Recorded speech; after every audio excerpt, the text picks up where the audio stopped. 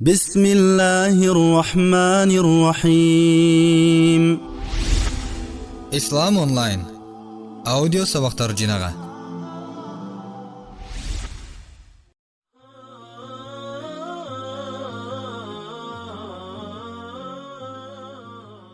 Бисмилlah, вассалату вассаламу аля расулилlah.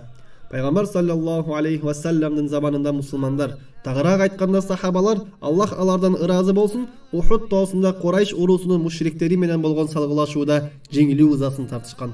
Ал согушта мусулмандардын кадыр барктууларынан 70 адам шейит болуп, андан тышкары жарадарлар дагы көп болгон. Ал турсун Пайғамбар саллаллаху алейхи вассалам да жаракат алган. Ошондо мусулмандар таң калышып, биз мусулманбыз го.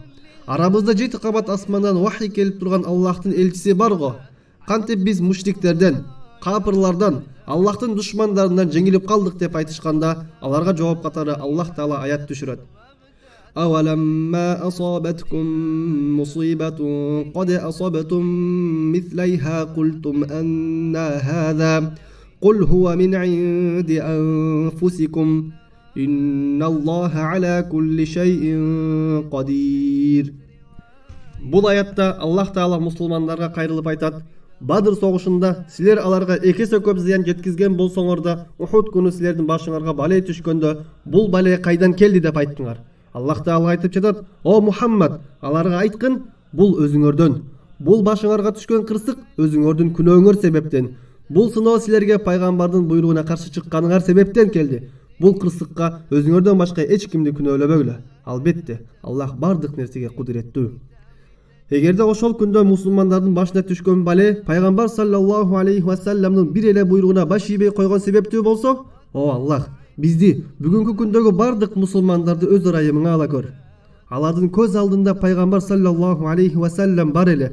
Алар бул үммөттүн эң жакшылары болчу. Алардын заманында Аллах Тааладан вахи түшүп турчу. Ошондо да алар ушундай катаал сыноого дуушар болушту. А биз бүгүн Аллахтын дининен алыстап, ал буйруган буйруктарын аткарбай, арам кылган нерселерден тыйылбай туруп, кантип Аллахтан ийгиликти же жеңиштүү үмүт кылабыз? Анан дагы башыбызга кандайдыр бир кыйынчылык келсе, бул бале кайдан келди деп таң калабыз.